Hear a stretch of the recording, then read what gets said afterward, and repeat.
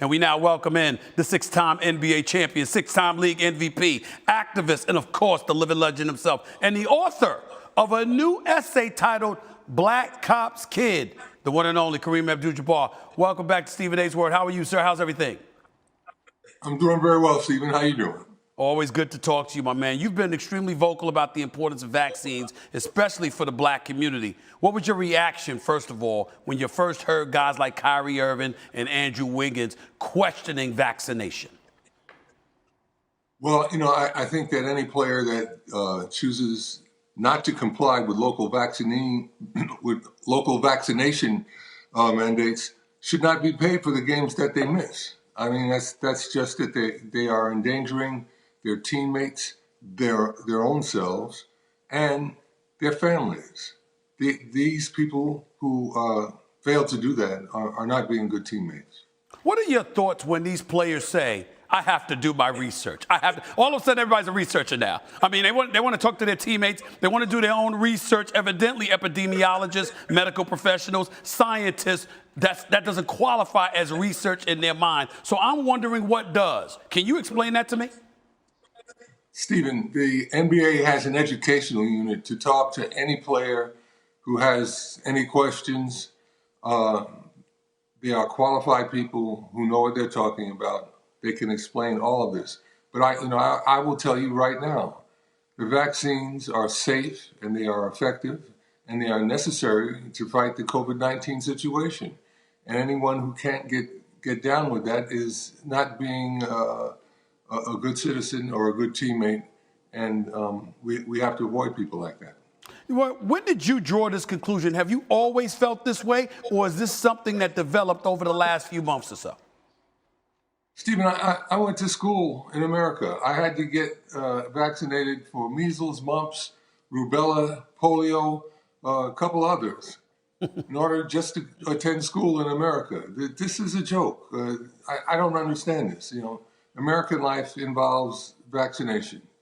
It's what keeps our kids safe in schools and allow them to go and learn together, which is the best way for them to learn. What are your thoughts about players like Kyrie Irving who say, please respect my privacy?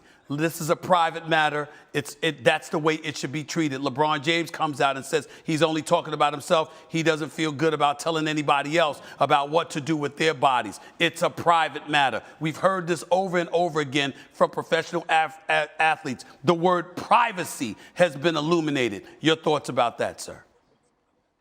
Well, privacy is fine, but your rights to privacy do not include the right to infect people with the COVID-19 virus through negligence. That's not privacy. That's, well, I'm not going to use all the words I want to use, but it's not helping anything. Any player who elects not to comply with local vaccination mandates should not be allowed to hang. That's it. It's not, there's no going back and forth. That should be the way this is handled. Most people that look at it, or at least some people, I shouldn't say most, some people that look at this, they say, even though the NBA, the NFL should take such a position, the reality is that they never will to that degree, because then you're talking about the potential of alienating superstars and ultimately compromising the bottom line of your game. As a former superstar in this league, a former superstar in this world, and one of the greatest players ever, how do you feel about that notion that people say this could affect stars wanting to play and will ultimately compromise the game? It's not going to compromise the game. It's going to keep America a lot healthier. Mm-hmm. That's what our objective is, to maintain our own health and the health of our families. Our jobs as NBA players are something precious. Yeah, that's right. But we got to think about everyone else out there, especially our own families. Look, I'm thinking that LeBron is very clear that he's vaccinated, his family's vaccinated, but he's getting ready to start the season. He doesn't want to be bothered with this. Mm-hmm. This should be a no-brainer. You know, it's interesting, Kareem Abdul-Jabbar, because obviously you're very forceful. I've been very forceful on the issue. Numerous other people have as well. But some people have elected not to be that way. You being the activist at heart that you have always been throughout your illustrious career and your life, how do you feel about the fact that there are people, even those who are vaccinated, who are professional athletes, that refuse to speak up and speak out to the degree that you, myself, and others have spoken out on getting vaccinated? Well, everybody has the right to, share what they want to share. No question about that. That's part of the First Amendment. So, I'm not against that. But we're fighting a serious epidemic that does not care about any of these other political or social issues. We got to fight it. Kareem Abdul-Jabbar, let me transition to your essay, because your very personal essay, Black Cop's Kid, is now available on Amazon and wherever books are sold.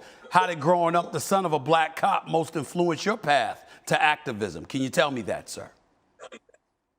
Well, the whole idea of Black Americans being on police forces is troublesome for some people, especially where people don't want to enforce the law as it applies to blacks in the same way that it applies to whites. So, that's what the controversy is about. And, when your dad is on the blue side, you get a more balanced picture of the way things are in America. You had a more balanced picture, like you just said, because your dad was, essentially on the other side. But you know what's been transpiring over the last couple of years. Obviously, COVID-19, that's one element, but social justice issues have really been percolating over the last couple of years, instigated in large part because of a police officer and what a police officer actually did to an individual by the name of George Floyd in Minneapolis. As you reflect on what has transpired in our society over the last couple of years, in this country specifically, being in the position that you're in, having an idea about what's coming out from both sides, how have you felt about what's transpired in this nation over the last couple of years? Well, I think it's been very painful, but we have to have a conversation about these incidents and why they happen and how to see to it that they don't happen at the same rate that they have been for so long. So, everybody has to get on the same page in trying to solve this issue. We can't just ignore what happens or ignore the Constitution or ignore. There's a whole lot of things that have to be involved in our discussion.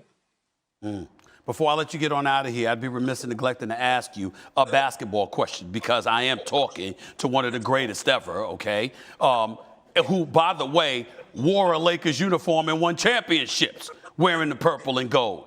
This year, even though we're in the East Side, everybody looks at the Brooklyn Nets with Kyrie, KD, and James Harden, assuming Kyrie shows up, gets vaccinated, and is playing.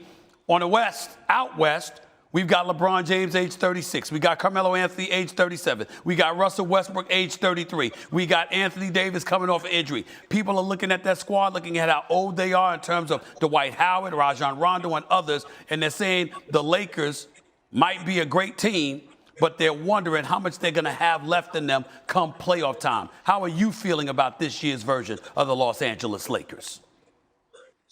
Well, I think they have a great shot to go a long way because they have guys that have had all the experience. But, that's the reason that we play the games, Stephen A. We got to play the games and figure out who actually is the best. And the only way we can do that is to get out on the court and go for it. The thing listen, I love you, Kareem Abdul-Jabbar, but here's the thing that drives me crazy about you. I can't imagine anybody that knows basketball more. But every time I talk to you, it's like you don't want to just sit up there and say, this team is the team to beat. It's like you refrain from doing that, sir. Well, there's a reason for that, Stephen, and that has to do with that old bugaboo injuries. Look at how it affected the playoffs last year. Yeah. You never know who's going to get hurt and when. And, the Bucks almost lost Antetokounmpo Yes. He missed the game. Yeah. It could have swung the other way. So we got to understand that that's a factor, and if you leave room for that, then you won't lose all your money when you bet. Got you. Well, let me make it simple for Mr. Brilliant, because that's who you are. You're a brilliant mind. Real simple. Health aside, everybody's healthy. Who's your favorite to win it all? Whoa. What's Everybody's up? healthy. Everybody's healthy. I haven't seen the Lakers play 100% healthy. I haven't seen this team play. All right. So Everybody's healthy, Kareem. That's what I want. Can't ignore the Bucks. Okay. They took the stranglehold on it, and really just you can't ignore the Bucks. But the West is going to be a dance, and we got to see who wins in the West, and that will involve injuries. I'm telling you that right now.